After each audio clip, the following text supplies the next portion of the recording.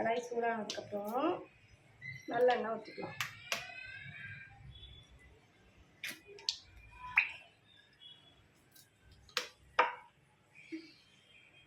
நல்லெண்ணெயில் ஊற்றி செஞ்சால் தான் நல்லாயிருக்கும் மீன் குழம்பு.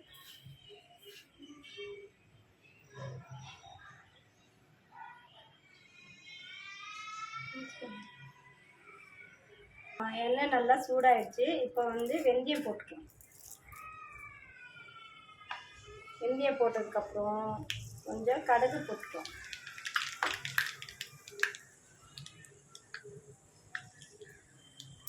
கொஞ்சம் கருவேப்பிலை போட்டுக்கலாம்.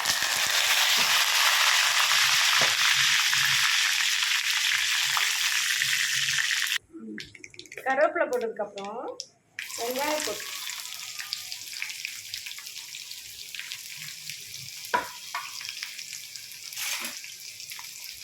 நல்லா வதக்கிக்கலாம்.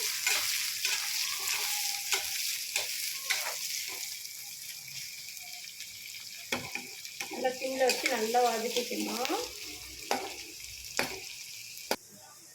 நசுக்கி வச்சிருக்க பூண்டை போட்டுக்கலாம்.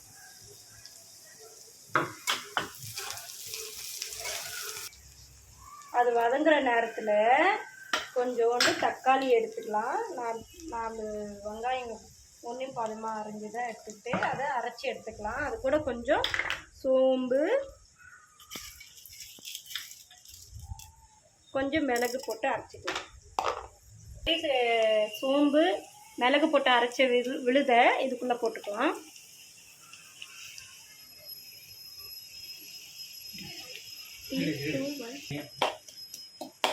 மாடி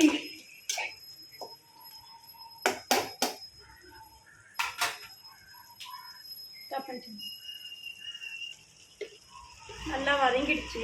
இந்த இதில் வெறும் மிளகாத்தூள் ஒரு 1/2 ஸ்பூனு, மல்லித்தூள் ஒரு 1/2 ஸ்பூனு,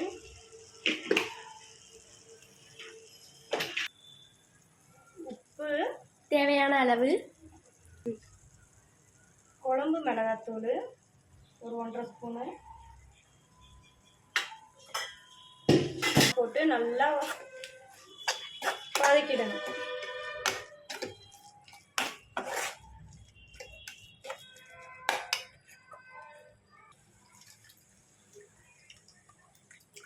ஒரு கோழி துண்டு சைஸில் நான் புளி கரைச்சி வச்சுருக்கேன். அந்த புளி தண்ணியை ஊற்றுறேன்.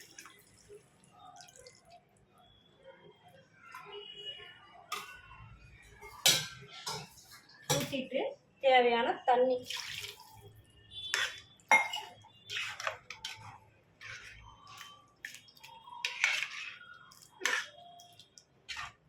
எல்லாம் கலரி விட்டுட்டு கொதிக்க விட்டுருணும் ஒரு 10 நிமிஷம்.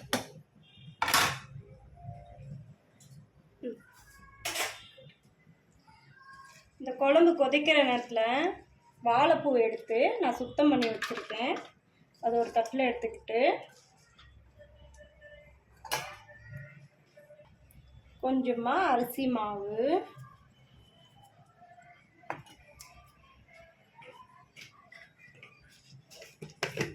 வெறும் மிளகாத்தூள்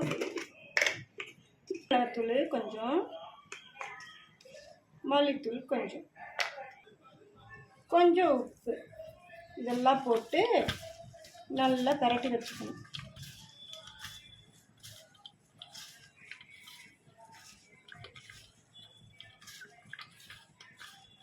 இப்படி பரட்டி வச்சுக்கணும். பரட்டி வச்சுட்டு ஒரு கடாயை வச்சு கொஞ்சமாக எண்ணெய் ஊற்றிக்கணும். ஊற்றிட்டு எண்ணெய் சூடாகட்டும். எண்ணெய் நல்லா காஞ்சிடுச்சு. இப்போது இந்த வாழைப்பூவை போட்டு சும்மா லைட்டாக பெரட்டி வச்சுக்கணும். அப்போ தான் இந்த காரம் நல்லா இருக்கும்.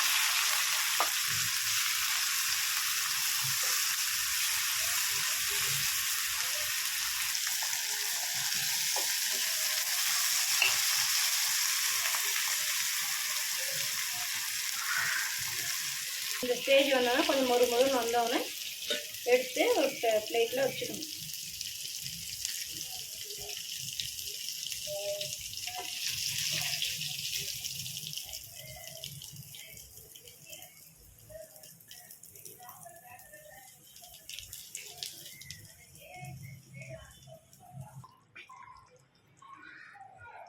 இப்போயே மீன் குழம்பு வாசனை அப்படியே தூக்குது. இப்போ பாருங்கள், போட்டு ஒரு 2 நிமிஷம் கழிச்சு இறக்கிட்டிங்கன்னா வெஜ்ஜு மீன் குழம்பு ரெடி ஆகிடும்.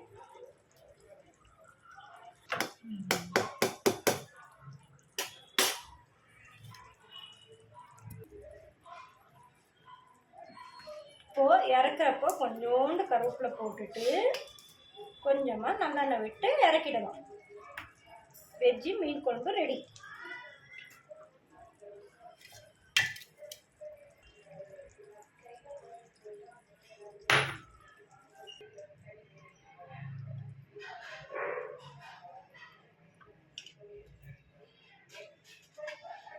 அப்பளத்தோடு வச்சு சாப்பிட்டா வேறு லெவலில் இருக்கும் வெஜ்ஜு மீன் குழம்பு.